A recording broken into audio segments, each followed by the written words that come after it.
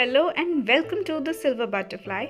Today we are going to make mini paper folding bag. This bag is very easy and unique. I am going to keep mini album in this. You can also put some greeting cards, tags or anything accessory you like. So this bag is very simple, unique and best way to gift your loved ones. So let's start the tutorial, and before this, if you like my video, please like, share and subscribe.